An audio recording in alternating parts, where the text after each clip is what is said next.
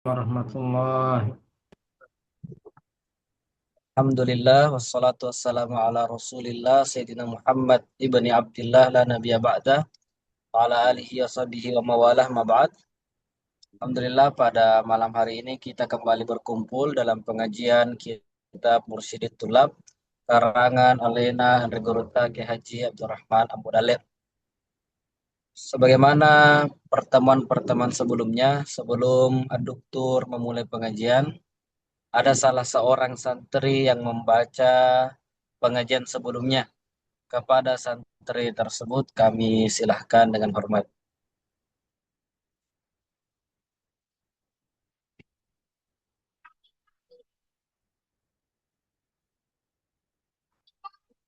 Hmm.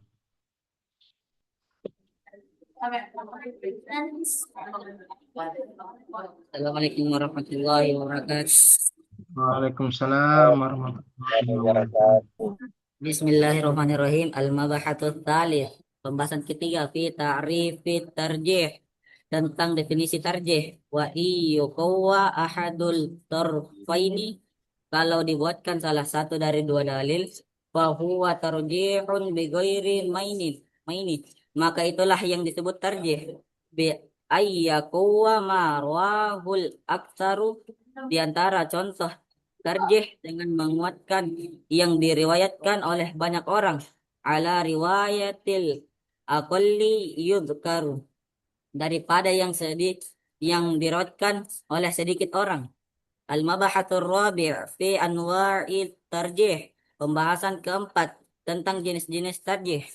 Anwa'udu arba'atul aqrari. Jenis-jenisnya ada empat yang ditetapkan secara umum. Ahaduha, pertama, i'tibarul isnadi, mentarjih dari meneliti sisi sanadnya. Wasaniha, kedua, wa huwa i'tibarul matni, mentarjih dengan meninjau matanya, isinya. Wat Wasalitu, ketiga, i'tibaru madaluli uni, mentarjih dari kandungan hadis tersebut. Warabi'u, keempat, i'tibaru amrin khariji, mentarjih ditinjau dari petunjuk yang dikeluarkan. Misalu kullin fil kitabi fartaji, contoh dari masing-masing tarjih dirangkum dalam kitab, maka carilah. Al-mabahatul khamis, pembahasan kelima, fi syurutit tarjih, tentang syarat-syarat tarjih. Wa syurutu fit tarjihi asya, ulama mensyaratkan dalam tarjih beberapa perkara. Waha ana adzkuruha kun kuwai iya, maka hendaklah engkau memperhatikan. Awaluha, pertama, tamasalun nusaini fi tubuti kulli wahidin hatta yafi, adanya kedua nas mirip masing-masing kebenaran dua dalil sampai habis. Wasaniha, yang kedua, istiwa'u kullin min huma fil kuwatil lati uridat bihima, harus sama derajat dari keduanya. Wasalitu, ketiga, syarat ketiga, ayat tahida fi sairil wihdati haitu wujida, harus sama dari semua sisinya. Warabi'us syuruti, keempat, syarat keempat, ayat tafiqa fil hukmi wat tarjihu qad tahaqqaqa, harus sepakat dalam hukum maka tarjih telah disepakati. Sudah bisa. Nah, barakallahu fiik. Nah, Terima kasih kepada santri atas nama Al-Bais Andika Putra. Kemudian kami persilakan kepada Ad-Doktur Al-Haj War Mansur Ar-Rahimi untuk melanjutkan pengajian sebelumnya. Fadhal Syekh. Bismillahirrahmanirrahim. Alhamdulillahi rabbil alamin. Wassalatu wassalamu ala asyrafil anbiya'i wal mursalin wa ala alihi wa sahbihi wa man tabi'ahum bi ihsanin ila yaumiddin. Amma ba'd. Alhamdulillah, kita kembali melanjutkan kajian kita pada malam hari ini. Lanjutan pembahasan kitab Mursyidit Thullab karya Andre Gurta Abdurrahman Amwadalle rahimahullah ta'ala rahmatan wasi'ah. Kita masuk pembahasan terakhir atau pembahasan pelengkap, yaitu tatimah, pelengkap, karena pertemuan sebelumnya tentang ta'arud itu menutup pembahasan tentang usul fikih. Nah, sekarang ini kita masuk pelengkap. Andre Grota menambahkan pembahasan tentang qawaid al-fiqhiyah, qawaid al-fiqhiyah, kaidah-kaidah fiqih, kaidah-kaidah fiqih yang tentunya hubungan antara kaidah fikih dengan usul fikih.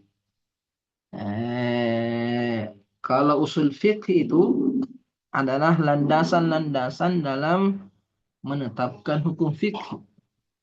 Nah, kaidah-kaidah dalam menetapkan hukum fikih.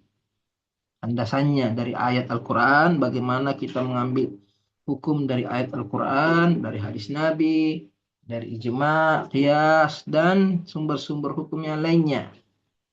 Sedangkan qawaidul fiqhiyah adalah rangkuman dari hukum-hukum fikih yang sudah ada. Jadi hanya merangkum, memberikan kesimpulan atau kaidah umum tentang hukum-hukum itu. Ketika kita punya masalah, mungkin kita tidak tahu dalilnya, tidak tahu bagaimana menyikapinya, tapi kalau kita paham ini qawaidul fiqhiyah, kita mudah mengeluarkan hukum, kita bisa menetapkan hukum dari berbagai masalah dengan memahami kaidah-kaidah fikih ini. Jadi kaidah fikih itu diambil dari hukum-hukum fikih. Diambil dari hukum-hukum fikih yang sudah ada, yang sudah dibahas oleh para ulama, kemudian dirangkum menjadi satu kaidah. Kata Andre Guruta di sini tatimah sebagai pelengkap.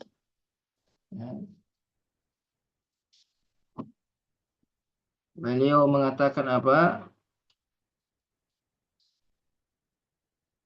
Wa tarji'ul masailul fiqhiyya li khamsatin minal usulil kulliyah.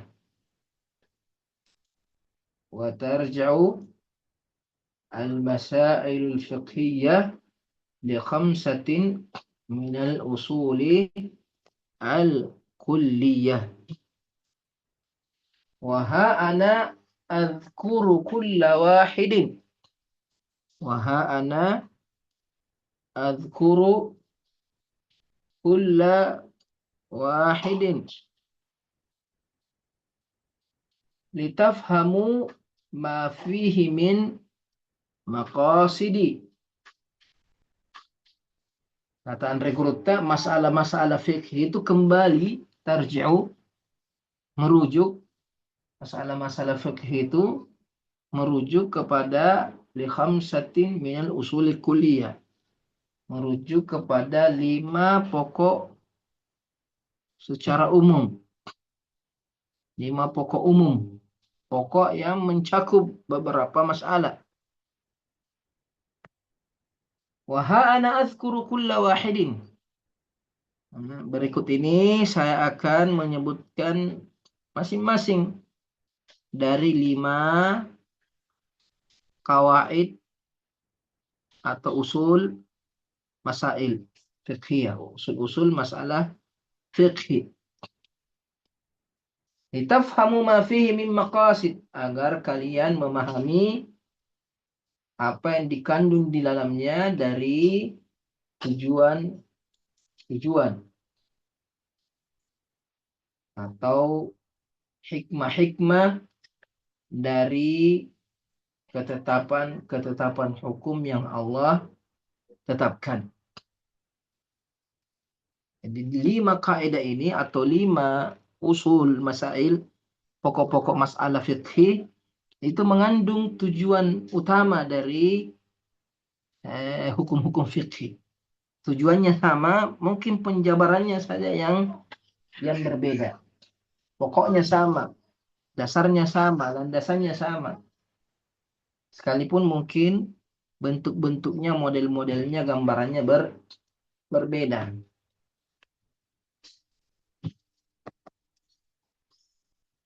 Kata Andre Kuruta, ahaduha, yang pertama, kaidah yang pertama, hiyal umuru bimaqasidiha bidhi umurin ulliqa.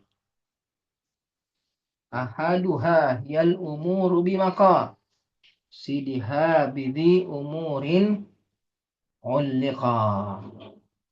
Qad laqa bit-talibi an ya'rifaha.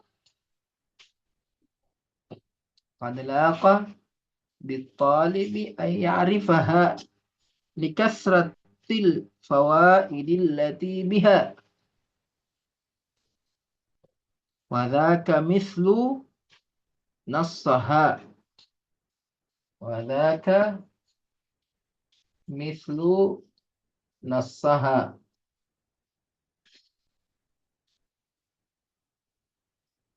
وذاك مثل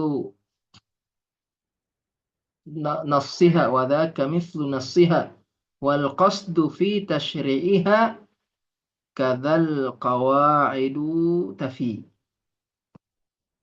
بيان كل واحد قد ذكر في الشرح طالع فيه حتى تظفر. Ini kaidah yang pertama. Qawaid al-fiqhiyah al-kubra, al-khamsa al-kubra. Jadi kaidah kubra biasanya ini namanya juga qawaid al-fiqhiyah al-kubra. 5 kaidah besar utama yang banyak kembali hukum-hukum Islam. Banyak hukum-hukum Islam rujukannya ke 5 kaidah ini. Kata Andre Kuruta, ahaduha hiyal umuru bimaqasidiha bidhi umurin ulliqa. Yang pertama bahwasanya hiyal umuru bimaqasidiha. Bahwasanya perkara itu, urusan itu tergantung tujuannya. Al-umuru bimaqasidiha. Ini kaidahnya, al-umuru bimaqasidiha. Segala urusan tergantung tujuannya. Bidhi umurin ulliqa. Dengannya perkara-perkara dikaitkan. Segala perkara, halal haram, baik buruk, dilihat dari tujuannya.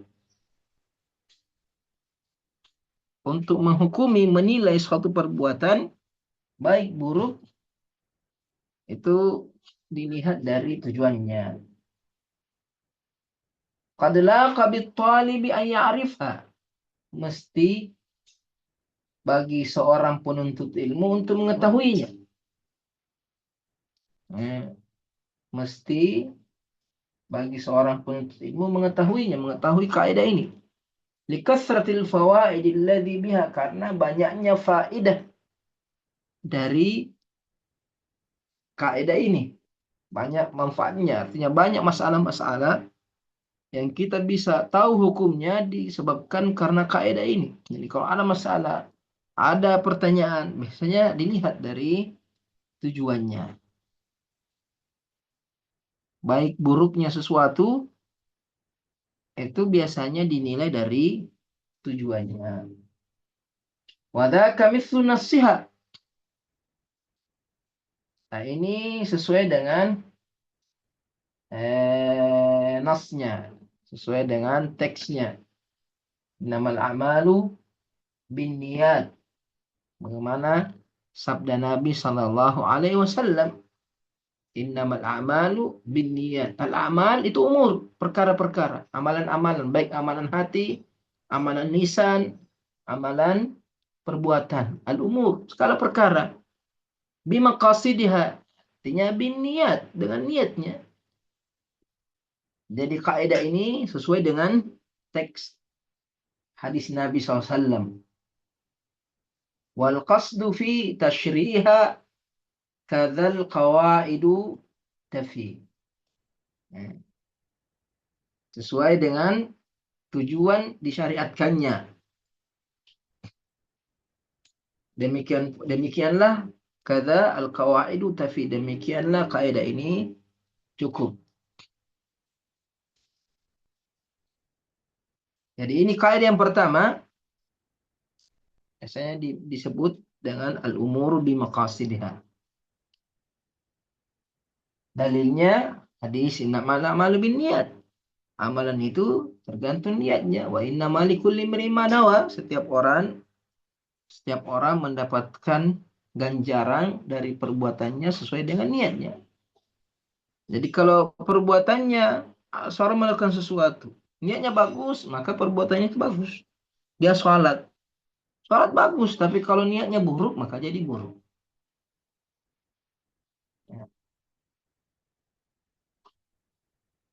Jadi banyak faedah yang bisa diambil dari kaidah ini. Seperti semua ibadah itu tidak dianggap ibadah kalau dia niatkan karena Allah Subhanahu wa taala. Untuk membedakan satu ibadah dengan ibadah yang lainnya, sholat sunnah dengan sholat fardu. Sama-sama 2 rakaat, tapi satu dihukumi wajib, satu dihukumi sunnah, tergantung niatnya. Seorang itu mandi, dia mandi hanya karena dia mandi bernilai ibadah atau mandinya tidak bernilai ibadah. Dilihat dari niatnya. Jadi kalau niatnya dia mandi hanya karena kebiasaan, berarti dia tidak dapat pahala. Kalau dia niatnya karena ibadah, supaya tidak mengganggu orang lain dengan bau badannya, supaya dia semangat menuntut ilmu, pergi kelas, mandi dulu sebelum ke kelas, supaya tidak mengganggu ustadznya, tidak mengganggu teman-temannya, nanti pingsan karena bau badannya. Nah, itu niatnya bagus, berarti dia dapat pahala. Nah, ibadah itu tidak bisa dibedakan dengan satu dan lain kecuali niatnya. Orang itu bersedekah. Bersedekah untuk apa ini? Kalau niatnya bersedekah ria, maka dia tidak mendapatkan pahala. Tapi kalau dia niatnya ikhlas, dia dapat pahala. Jadi pahala bergantung niatnya. Begitu juga dengan perkara-perkara muamalat. Seperti ketika seorang suami mengatakan kepada istrinya, kembali saja kepada kedua orang tuamu, pulang mau ke rumah orang tuamu. Ini kata-kata kembali ke rumah orang tuamu, pulang mau ke rumah orang tuamu. Kalau dia niatkan cerai, maka dia bernilai cerai, dianggap cerai. Tapi kalau dia tidak berniat cerai, maka tidak dianggap cerai. Jadi harus ada niatnya. Seumpamanya ada pembeli, ada penjual mengatakan ini barang untuk kamu, saya hadiahkan kepadamu. Hadiah di sini dilihat dulu apa dia hadiah maksudnya jual atau hadiah maksudnya gratis. Tergantung niatnya, karena kata hibah itu bisa bermakna jual, bisa bermakna hadiah.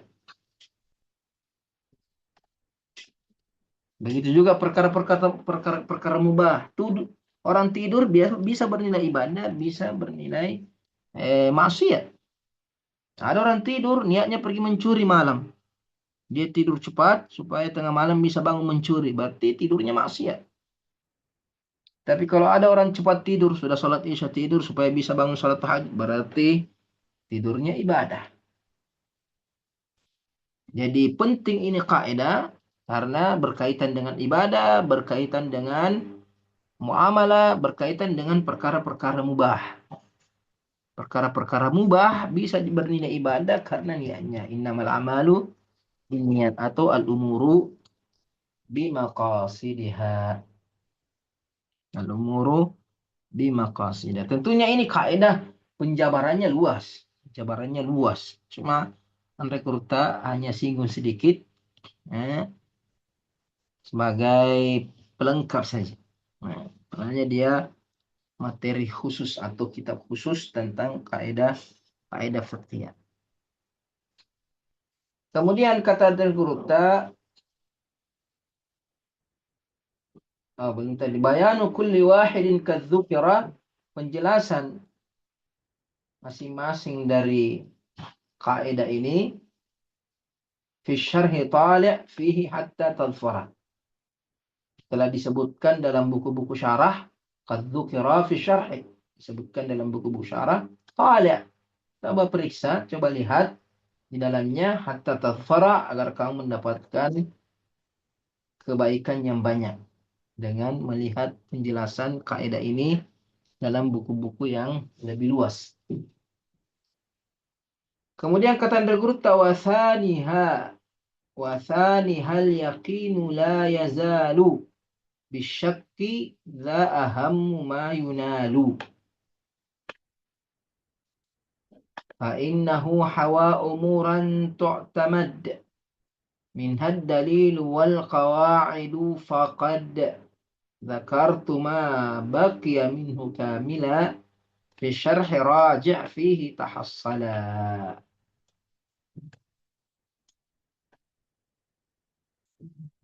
Kaidah yang kedua dari kaidah fiqhiyah,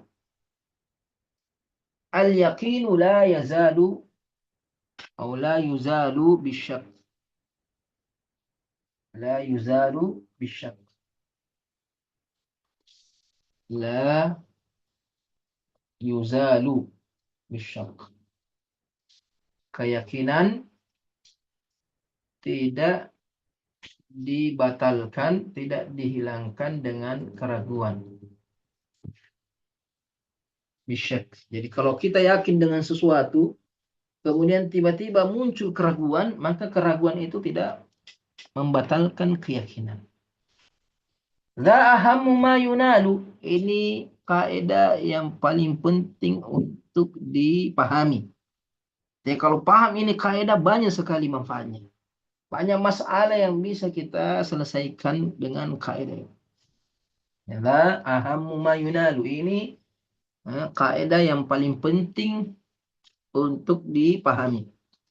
Fa innahu hawa umuran tu'tamad, karena kaidah ini mengandung perkara-perkara yang dibutuhkan.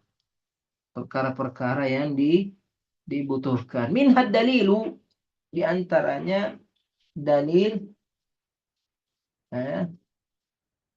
fa innahu hawa umuran tu'tamadu minha. Ad-dalil wal qawaidu faqad dzakartu ma baqiya minha kamilan. Adapun dalilnya, dan kaidah-kaidahnya, karena ini kaidah, ada kaidah di bawahnya. Jadi kaidah yang 5 ini ada lagi kaidah-kaidah di bawahnya, mencakup beberapa kaidah lagi di bawahnya. Jadi kalau mau dalilnya ini kaidah, begitu juga kaidah-kaidah yang ada di bawahnya. Faqad dzakartu ma baqiya minha kamilan, maka aku telah menyebutkannya yang tersisa secara keseluruhan fi syarhi, dalam kitab syarah. Artinya kalau mau dalilnya, lihat buku-buku syarahnya. Mau kaidah-kaidah yang berkaitan dengan kaidah ini, lihat buku-buku syarahnya. Saya sudah sebutkan, kata Kurta, faqad dzakartu, aku telah menyebutkannya, ma baqiya minha, apa yang tersisa dalamnya, tersisa atau apa yang disebutkan di dalamnya dalam pembahasan ini, kamilan, secara sempurna, fi syarhi, dalam buku-buku syarah. Raji' fihi tahassala, kamu kembali ke buku tersebut, kamu akan mendapatkan ilmu yang banyak.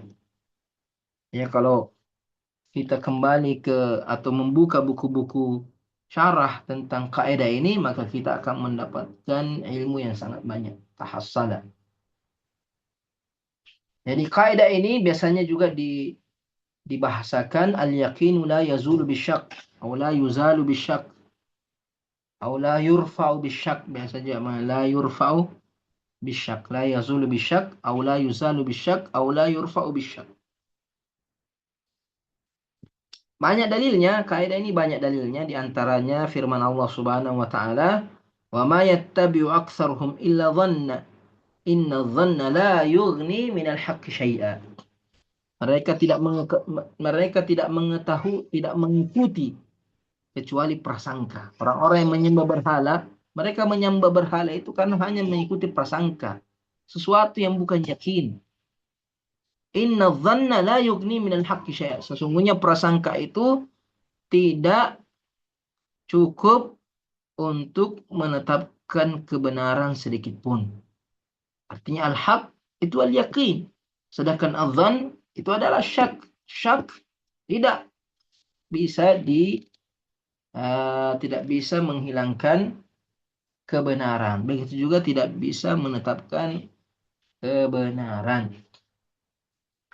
Jadi ayat ini menunjukkan bahwasanya adzan yaitu asyak itu tidak bisa menjadi landasan. Jadi kalau ada orang sudah yakin dengan sesuatu tiba-tiba ragu, maka keraguan itu tidak berpengaruh, tidak mempengaruhi apa yang sudah dia yakini dalam ibadahnya. Kemudian di antara dalilnya dari hadis Nabi Shallallahu Alaihi Wasallam, Nabi SAW mengatakan, "Idza wajada ahadukum fi batni syai'an." Apabila seorang di antara kalian mendapati dalam perutnya, artinya sementara sholat, dia merasakan ada sesuatu di dalam perutnya. Ada yang bunyi-bunyi lah. Fa ashkala alaihi. Kemudian dia meragukan. Akharaja minhu syai' am la? Apakah keluar angin dari perutnya atau tidak? Ya, kadang kita sholat tiba-tiba mulas. Nah, kemudian ragu, ini tadi keluar angin atau tidak? Kata Nabi, "Fala yakhrujanna minal masjid." Jangan dia keluar dari masjid, jangan dia batalkan salatnya. Hatta yasma' sautan aw yajida rihan. Sampai dia mendengar suara, ada bunyi-bunyi yang dia dengar, bunyi kentutnya, atau yajida rihan, tidak ada bunyinya tapi baunya dahsyat. Ya. Kalau ada bau-bau keluar. Tapi kalau cuma perasaan saja nih, kayaknya ada keluar, tapi tidak ada dengar suara, tidak ada dia cium bau, jangan keluar, karena itu hanya keraguan. Dia yakin bahwa dia sedang dalam keadaan salat, dalam keadaan berwudu. Keyakinan ini dalam keadaan suci tidak bisa dihilangkan karena hanya sebatas keraguan. Nah, ini maknanya kaidah. Ya. Kalau kita yakin dengan sesuatu kemudian ragu, maka keraguan itu tidak berpengaruh. Di antaranya juga hadis Abi Sa'id Al-Khudri, Nabi SAW bersabda, "Idza syakka ahadukum," apabila seorang di antara kalian ragu fi salati, dalam salatnya, falam yudrik atau falam yadri kam shalla thalathan am arba. Sementara salat dia lupa, saya sudah rakaat ketiga atau masih rakaat kedua. Ini saya sekarang di rakaat ketiga atau di rakaat kedua atau di rakaat keempat. Kata Nabi, "Falyatrahi syak." Hilangkan yang meragukan. "Wal yubna ala mastaiqan." Dan dia berpegang kepada apa yang dia yakini. Jadi kalau ada ini 3 atau 4, 4 ini masih ragu, sedangkan 3 sudah pasti. Kenapa? Karena dia ragu yang keempat. 3-nya pasti. Berarti tinggalkan yang meragukan. Tinggalkan yang 4, berarti dia sekarang masih 3. Dia sekarang sholat di rakaat ketiga. Adapun yang sampai sudah 4. Itu 4 itu meragukan. Tinggalkan yang meragukan. Tsumma yasjud sajdataini qabla an yusallim. Kemudian setelah selesai rakaat keempat, dia sujud dua kali sujud sebelum dia salam. Fa in kana shalla khamisan, kalau ternyata yang benar dia sudah 4 tadi, tapi dia anggap 3, berarti dia sholat 5 rakaat. maka sujudnya itu yashfa'na lahu salatan, maka sujudnya itu menggenapkan salatnya. Jadi 5 ditambah 2 sujud menjadi genap. Wa in kana shalla itmaman, kalau ternyata sudah sempurna. Artinya tadi 3 atau 4, dia bilang 3, oh ternyata 3 betul. Kanata targhiman lisyaitan, maka sujud sahwinya itu, sujud 2 rakaatnya, sujud 2 kali sujudnya itu sebagai hukuman bagi syaitan. Karena syaitan yang mengganggu dia dalam sholat. Syaitan yang menanamkan keraguan padanya. Jadi ini hadis Nabi jelas bahwasanya keraguan itu tidak membatalkan keyakinan. Seumpamanya ada seorang itu sudah berwudu, dia sudah berwudu. Kemudian tiba-tiba ragu, tadi batal wuduku atau tidak? Maka yang benar wudunya tetap ada. Kenapa? Karena dia yakin, dia ingat betul bahwa dia sudah berwudu, dia tadi sudah sholat. Tapi setelah sholat Isya tadi ini, sementara pengajian ada yang keluar atau tidak, dia ragu. Ya. Maka yang dia ambil adalah yang dia yakini, yaitu dalam keadaan suci. Begitu juga sebaliknya, kalau dia dari WC, dari buang air besar, dari buang air kecil.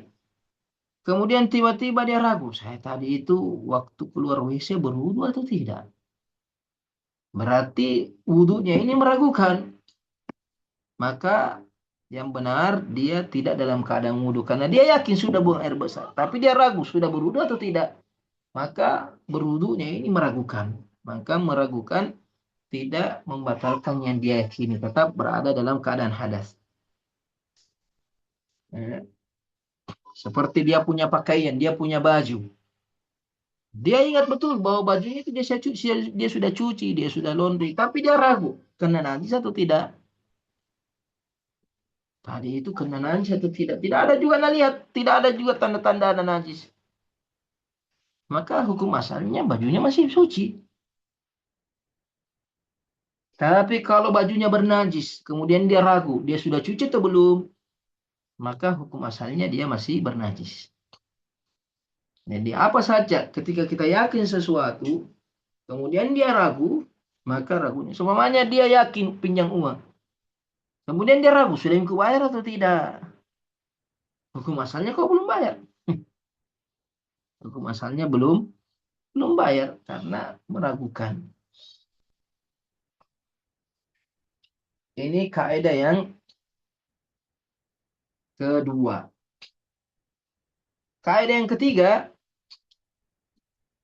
kata Andre Gruta di sini, wasalisun minha hiyal masyaqqah tastajlibu at-taysira dhi muttafaqa, tastajlibu dan tastajlibu. Perbaiki Pak. Tastajlibu. Hiyal masyaq wa thalithun minha hiyal masyaqqah tastajlibu at-taysira dhi muttafaqah. Sama umurun qad ta'allaqat biha kanassiha ma'al qawaidi biha.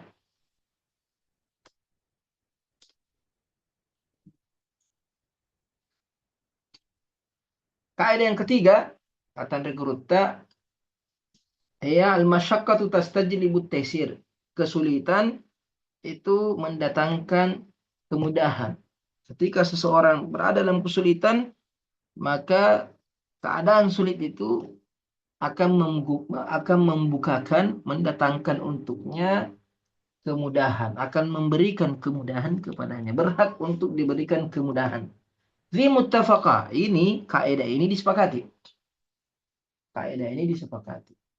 Sama umurun qad ta'allaqat biha, ada beberapa perkara yang berkaitan dengan kaidah ini.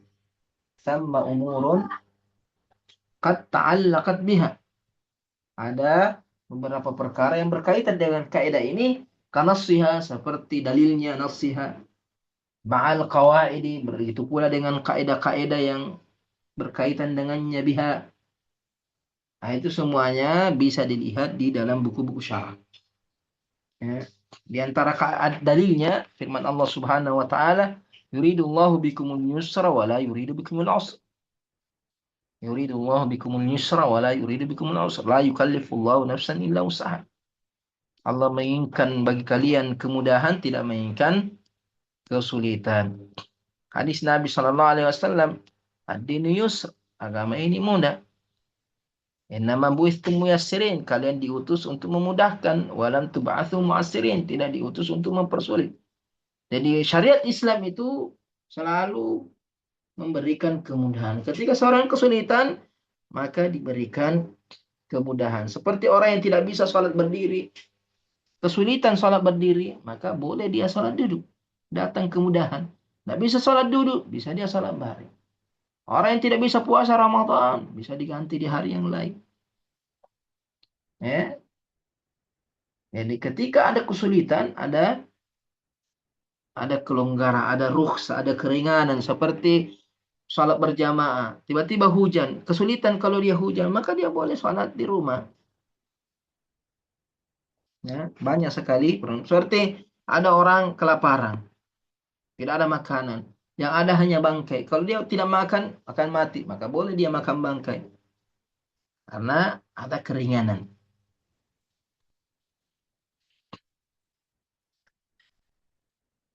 Kemudian kaidah yang keempat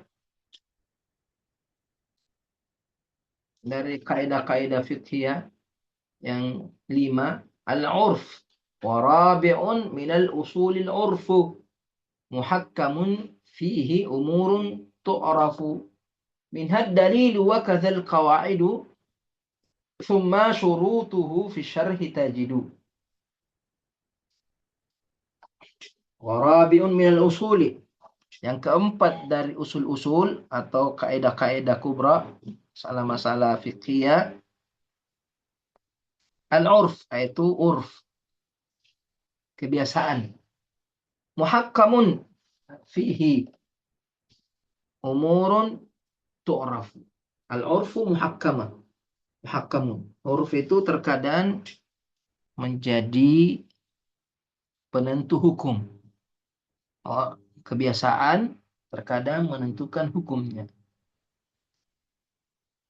Fihi umurun tu'raf. Ada perkara-perkara yang bisa diketahui atau yang dimaklumi, pahami dari kaidah ini, fihi, pada kaidah ini, pada usul ini, ada perkara-perkara yang diketahui. Minhad dalil, di antara dalilnya, wa kadzal qawaidu, begitu juga yang kaidah-kaidahnya. Tsumma syurutu, begitu juga yang syarat-syaratnya. Kapan urf itu, kapan kebiasaan itu menjadi hakim, menjadi penentu hukum. Ada syarat-syaratnya. Fi syarhi tajidu. Di syarah kamu bisa mendapatkan.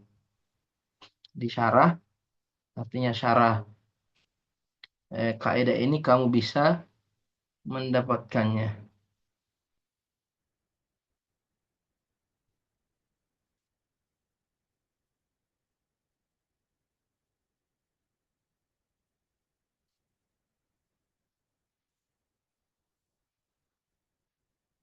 Jadi kaidah yang keempat ini biasanya dinamai al-urfu muhakkamun atau al-adatu muhakkamatun. Misalnya al-urfu muhakkamun atau al-adatu muhakkamatun.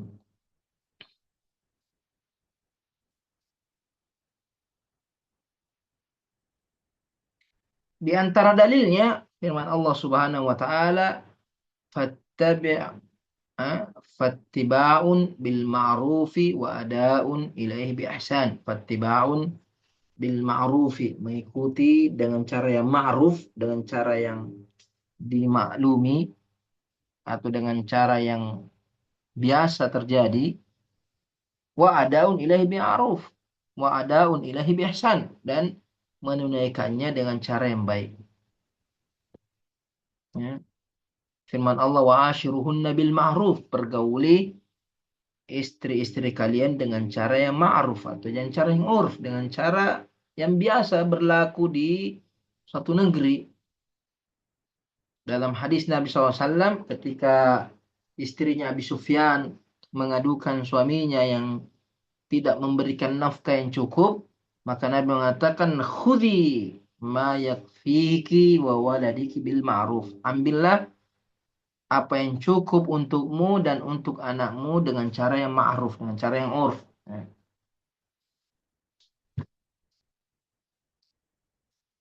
Jadi terkadang banyak masalah itu biasanya dihukum seperti berbakti kepada kedua orang tua. Bagaimana cara berbakti kepada kedua orang tua? Dalam syariat Islam tidak ditetapkan bagaimana modelnya berbakti kepada kedua orang tua. Wajib kita berbakti kepada orang, tapi caranya itu dikembalikan kepada urf. Seperti suami menafkahi istrinya. Berapa yang harus dia berikan? Bagaimana cara? Sesuai dengan urf, sesuai dengan kebiasaan. Ya, sesuai dengan kebiasaan yang terjadi. Seperti mendidik anak, seperti berbuat baik kepada tetangga. Tapi terkadang adat kebiasaan itu yang menghukumi. Seperti istilahnya sekarang itu kalau pernikahan uang panai. Uang panai itu apa itu? Mahar atau bukan? Apakah uang panai itu dihitung mahar atau tidak? Jadi urfnya uang panai itu bukan mahar, itu urfnya. Kalaupun uangnya besar, banyak, uang panainya 1 miliar. Tapi urf, kebiasaan masyarakat itu bukan mahar. Kenapa? Karena kalau ada perceraian, itu tidak kembali itu uang panai, habis, hilang. Jadi dia kayak hadiah saja, kayak hibah. Jadi kembali kepada urf. Seperti terkadang banyak sistem jual beli, itu terkadang dikembalikan kepada urf. Jadi seumpamanya ada orang bersumpah, demi Allah saya tidak akan makan daging. Daging ini dalam bahasa Al-Quran, ikan itu daging juga. Ayam daging juga. Sapi daging juga. Kambing daging juga. Onta daging juga. Jadi apakah ketika dia mengatakan saya bersumpah tidak makan daging, dia juga tidak boleh makan ikan? Kita lihat urufnya, kebiasaannya. Orang di negeri itu kalau bilang daging, apa yang dimaksud daging? Artinya kalau kita di Indonesia, daging itu hanya daging sapi, kambing, onta. Ayam tidak dianggap daging. Sekalipun daging juga, tapi mengatakan ayam. Bahasa urfnya, bahasa kebiasaan di masyarakat, daging itu hanya yang berkaki 4. Ikan tidak masuk daging. Sekalipun dalam Al-Quran, ikan itu dikatakan daging juga, lahm. Jadi di sini adat yang menghukumi ketika seseorang itu bersumpah. Ketika seseorang itu bersumpah. Kemudian yang kelima, yang terakhir, wa khamisun minal usuli. Usul yang kelima, ad-dararu yuzalu tahta dha umurun tudhkaru minhad dalilu wal qawaidu wa ma yubna alaihi min furu'in fafhama. Al-khamisu minal usul, yang kelima dari usul-usul pokok, ad-dararu, keburukan itu, yuzalu, mudarat itu dihilangkan.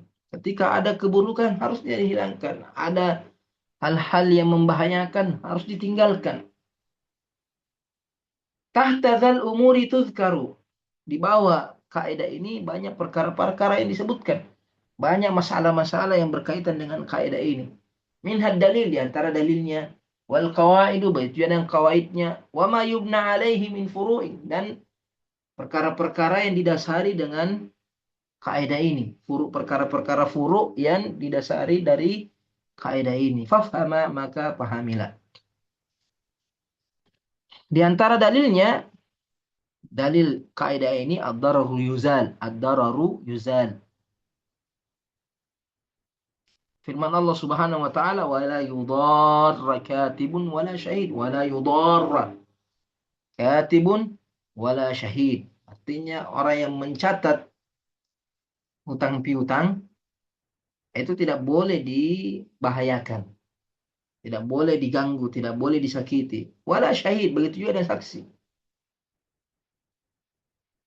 Firman Allah, la tudarra walidatun biwaladiha wala mauludun lahu biwaladihi. Tidak boleh ibu itu disakiti, dirugikan karena anaknya. Begitu juga anak atau orang tua bapaknya dirugikan karena anaknya. Artinya tidak boleh ada orang saling merugikan. Sebagaimana dalam hadis Nabi, la darara wala dirara. La darara wala dirara.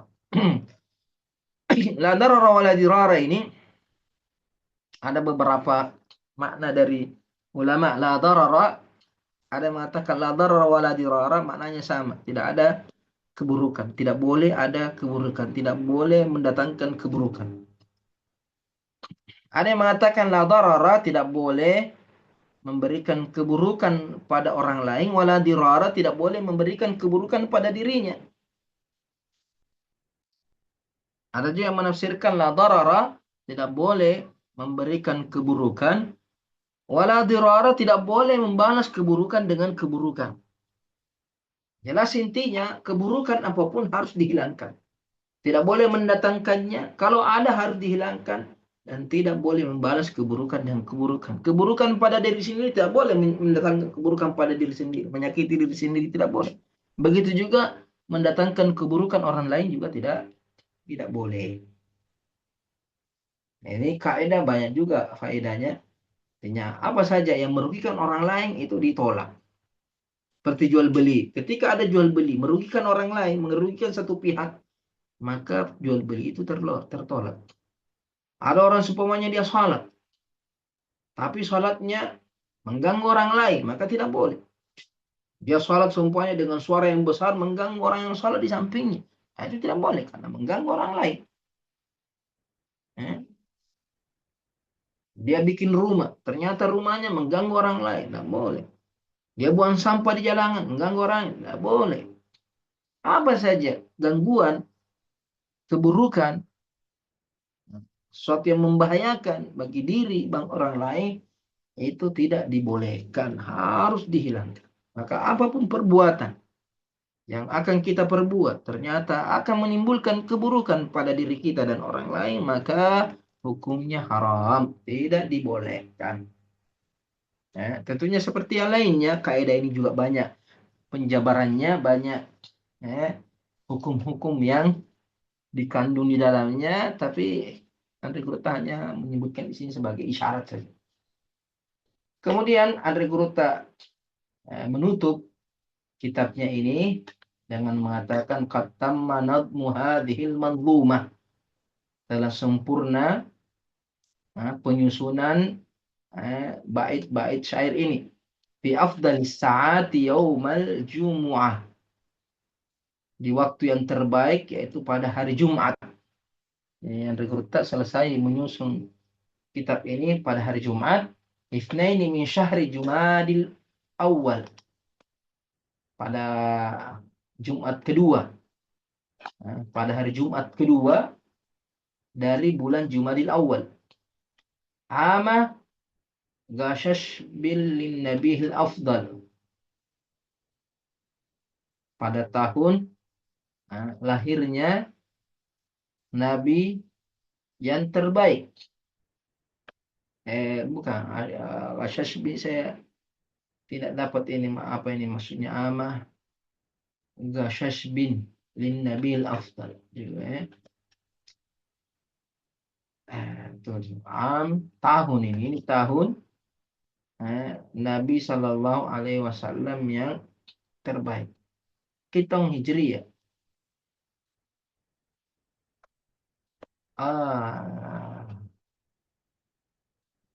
Ini Ghashash bin ini kode ini saya lupa, periksa ini. Ada kode-kode dalam bait syair itu abjad Hawaz itu ghain itu kalau tidak salah kan di sini yang Rekurta sebutkan jadi bawah tahunnya ini tahun 1362. 1362 Hijriyah. Ama Ghasyash bin Nabil Afdal, artinya tahun 1362 Hijriyah. Cuma ini ghain shin shin ba, ini ke rumus. Ghain shin shin ba.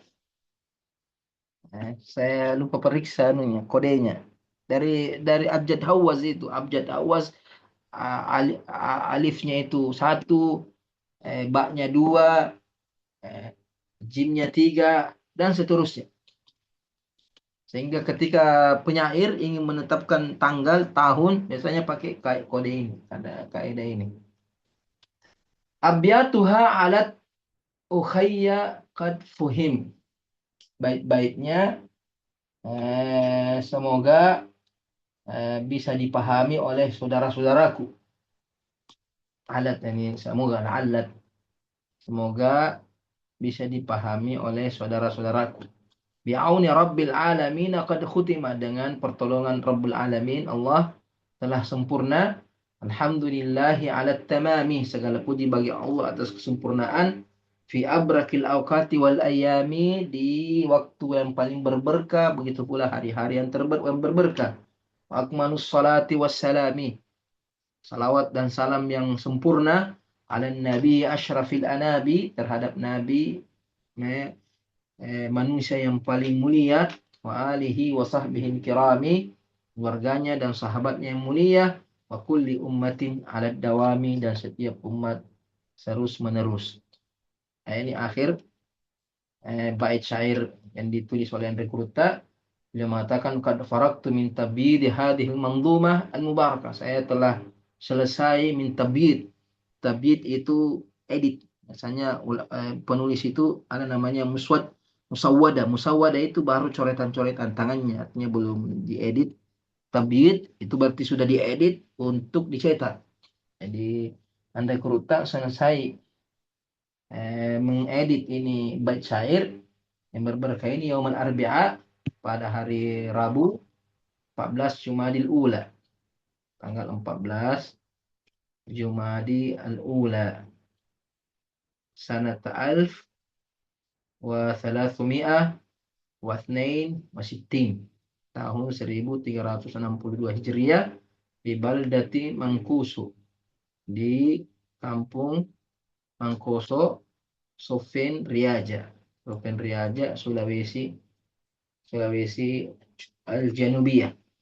Ini alhamdulillah kita sudah mengakhiri kitab salah satu kitab Andre Kurta. Insyaallah pertemuan berikutnya kita masuk kitab yang lain, yaitu tentang al-fasahah atau tentang balaghah. Insyaallah mudah-mudahan bisa mulai Senin depan, kalau tidak berarti Senin berikutnya, karena baru saya dapat kitabnya, mau diperiksa dulu. Itu Ahsanul Uslub fi al-Balaghah. Ahsan al-Uslub fi al-Balaghah, insyaallah. Mudah-mudahan kita diberi Ahsanul Uslub was-Siyaghah fi fannil fasahati wal balaghah. Ahsanul Uslub was-Siyaghah fi fannil fasahati wal balaghah. Insyaallah mudah-mudahan bisa segera kita baca ini kitab, dan semoga juga bisa diselesaikan seperti 2 kitab sebelumnya. Wallahu ta'ala alam. Kalau ada pertanyaan silakan. Baik, itu tadi penjelasan oleh Aduktur. Ya, kemungkinan ada di antara para santri yang ingin bertanya. Jikalau ada yang ingin bertanya, silakan mengaktifkan mic-nya.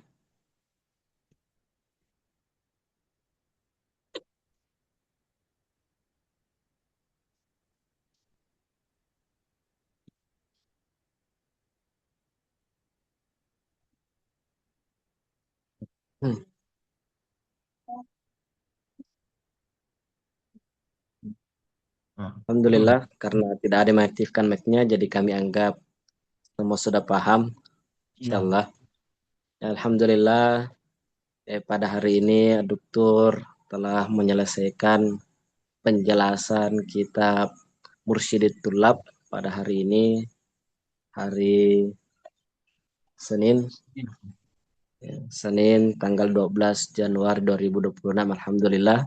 Dan insya Allah akan dilanjutkan pada pertemuan selanjutnya di kitab Ahsanul Uslub Fisyagah. Ini kitab tentang balagah insya Allah. Oleh karenanya kita telah mengkhatamkan kitab ini.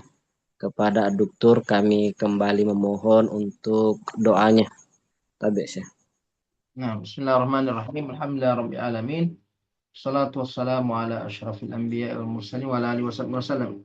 Alhamdulillahirabbil alamin. Allahumma inna nas'aluka bi annaka anta Allah la ilaha illa anta al-ahadus samad alladzi lam yalid wa lam yulad wa lam yakul lahu kufuwan ahad.